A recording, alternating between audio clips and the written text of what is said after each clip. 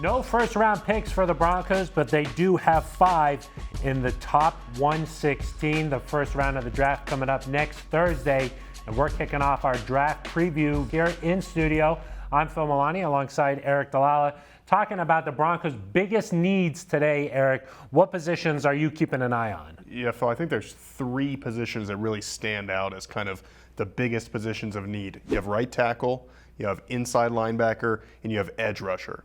You know, starting at right tackle, the Broncos obviously signed some guys to a series of one-year deals. Billy Turner, maybe the leader in the clubhouse there in terms of who could start at right tackle, but they need that long-term solution. George Paton talked about, we need somebody that can step in, be there for 5, 6, 7 years. So that's kind of where I start. Then you go to inside linebacker, you sign Alex Singleton to play alongside Josie Jewell probably.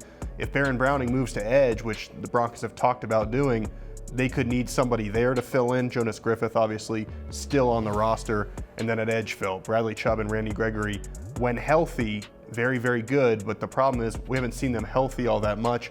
They might want somebody there that can kind of serve as an insurance policy. And they found good value at edge rusher there. Malik Reed comes to mind. Jonathan Cooper, last year, a 7th-round pick. Aric, which of these positions do you feel like the Broncos are going to address with their first pick this year? Yeah, I mean, it's all about who's the best player available out of those 3 spots. And I would even toss cornerback in there too as a potential, you know, at 64, maybe those 4 positions are ones that you weigh in terms of who's the best player available there. But, you know, putting me on the spot, who I think will be the best available player, I think you're looking at either right tackle or edge rusher there at number 64. And what about in terms of value? Because all these positions aren't valued the same.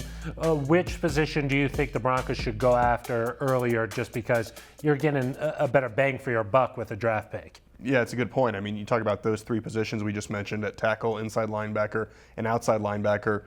It's kind of a drop-off after maybe pick 80, 90, somewhere in there. That's the heart of the draft. But after that, maybe you can't find the same caliber of guy. So I target those guys early.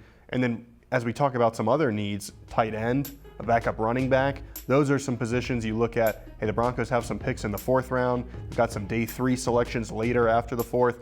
Maybe that's when you target some of those positions, try to knock out those needs. But I think if you don't go tackle, edge, inside linebacker early, you might miss out.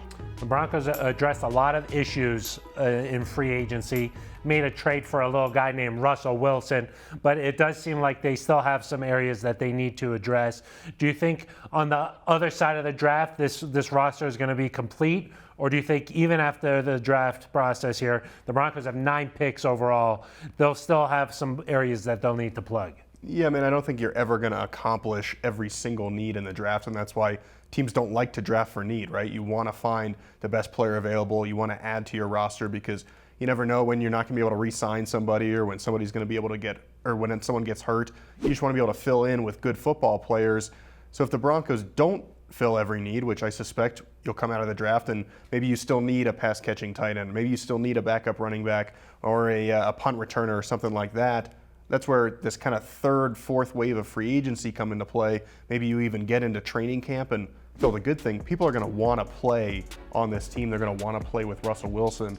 And so I think there's a chance some of these veterans that haven't signed anywhere yet, maybe after the draft you reevaluate and say, hey, this guy could help our football team. Still a few big names floating around out there, but not as much buzz for the draft this year. No first-round pick, but the Broncos still have some areas they need to address. And like I mentioned at the beginning, 5 picks in the top 116. That's sort of where the meat of this year's draft is. So George Paton and company, a lot of work to do here before next Thursday.